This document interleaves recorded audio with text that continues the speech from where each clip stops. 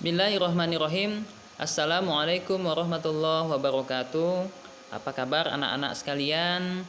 Alhamdulillah, hari ini Ustaz akan menyampaikan materi tentang hak dan kewajiban. Tapi sebelumnya kita akan dengarkan ayat suci Al-Quran berikut ini.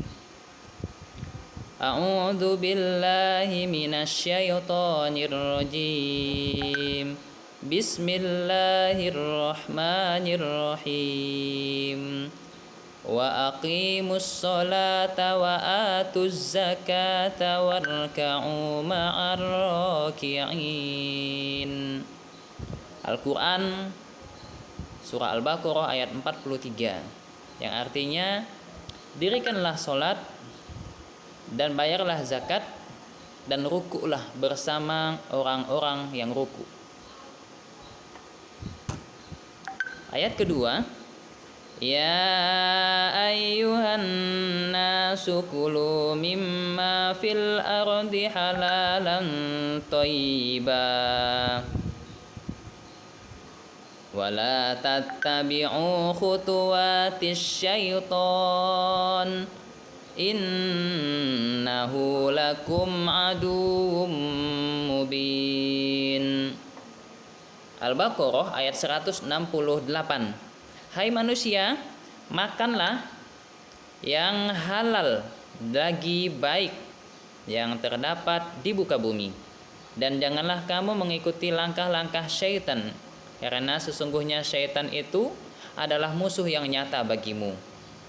Dari dua buah ayat tersebut, ayat pertama ini menegaskan kepada kita bahwa wajibnya untuk mendirikan sholat terkait dengan materi hak dan kewajiban. Ya, ini berkaitan dengan kewajiban kita selaku umat Islam, maka mendirikan sholat, bayar zakat, dan rukuklah bersama orang-orang yang ruku. Ya. Terus ayat yang kedua ini berkaitan tentang hak, yaitu sesuatu yang layak untuk kita terima manfaatnya. Ya, makan dan minumlah, tetapi makan yang baik-baik. Oke, jangan lupa saksikan video berikutnya atau materi berikutnya. Ya, selamat menyaksikan. Assalamualaikum warahmatullahi wabarakatuh. Bismillahirrahmanirrahim. Bertemu kembali dengan Ustadz pada kali ini, yaitu berkaitan dengan materi pendidikan kewarganegaraan tentang hak dan kewajiban. Pengertian dari hak dan kewajiban. Hak adalah segala sesuatu yang layak untuk kita terima. Sedangkan kewajiban adalah segala sesuatu yang harus kita lakukan dengan penuh tanggung jawab. Jadi, pengertian hak dan kewajiban ini memiliki arti yang berbeda jauh, yaitu sesuatu yang layak untuk kita terima itu disebut dengan hak, dan sesuatu yang wajib untuk kita laksanakan maka itu disebut dengan kewajiban. Berikut ini merupakan contoh bentuk dari hak. 1. Mendapatkan penghidupan yang layak, atau sering kita sebut dengan mendapatkan pekerjaan yang layak. Yang kedua, melakukan aktivitas di lingkungan masyarakat seperti melaksanakan bakti sosial dan lain sebagainya. Dan yang ketiga, mendapatkan fasilitas umum dari pemerintah, misalnya fasilitas listrik, air bersih, telepon, dan lain sebagainya. Selanjutnya adalah contoh dari bentuk kewajiban. Jadi suatu yang wajib untuk kita lakukan. Yang pertama adalah menghemat pemakaian listrik dan air bersih. Jadi pemakaian listrik itu tidak boleh kita pakai dengan semau-mau kita, atau air juga seperti itu. Pakailah air dan listrik itu sesuai dengan kebutuhan kita saja, jangan berlebihan. Yang kedua, menggunakan telepon umum sesuai dengan kebutuhan. Ini pada zaman sekitar 10 tahun yang lalu, maka masih menggunakan telepon umum, ya. Nah, masih menggunakan telepon umum ini sebagai alat komunikasi, tapi sekarang udah menggunakan yang namanya ponsel. Dan yang ketiga, ikut serta menjaga fasilitas umum. Ya, ini sangat penting sekali, menjaga fasilitas umum. Yang namanya fasilitas umum ini adalah milik bersama, bukan milik pribadi atau kita per individu. Maka itu juga wajib untuk kita jaga agar dapat dirasakan dalam waktu yang sangat lama, dirasakan oleh orang-orang setelah kita.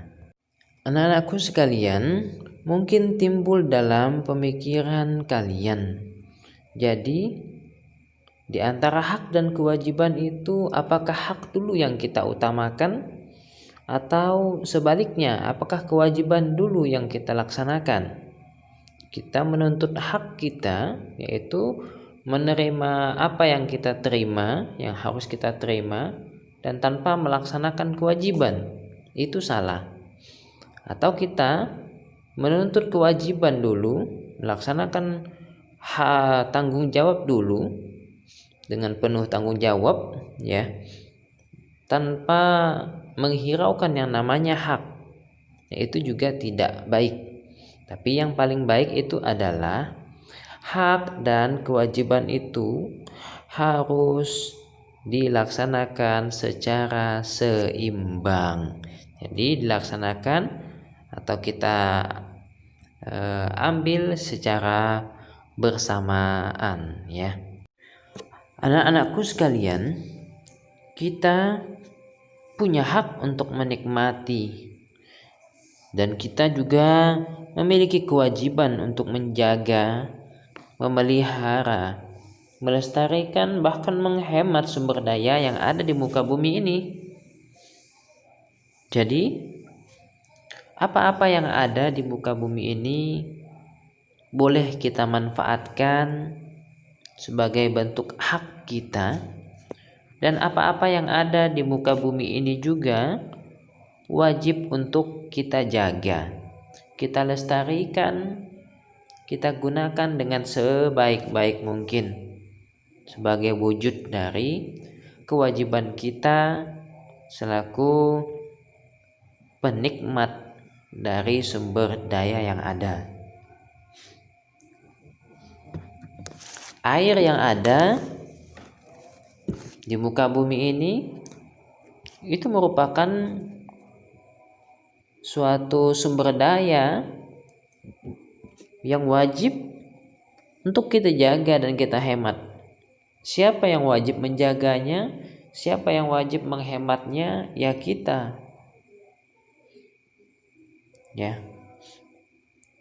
Fasilitas-fasilitas umum yang ada juga wajib untuk kita manfaatkan sebaik mungkin. Jadi, kesimpulan dari materi pada kali ini adalah hak dan kewajiban itu harus kita laksanakan secara bersama-sama atau secara berimbang.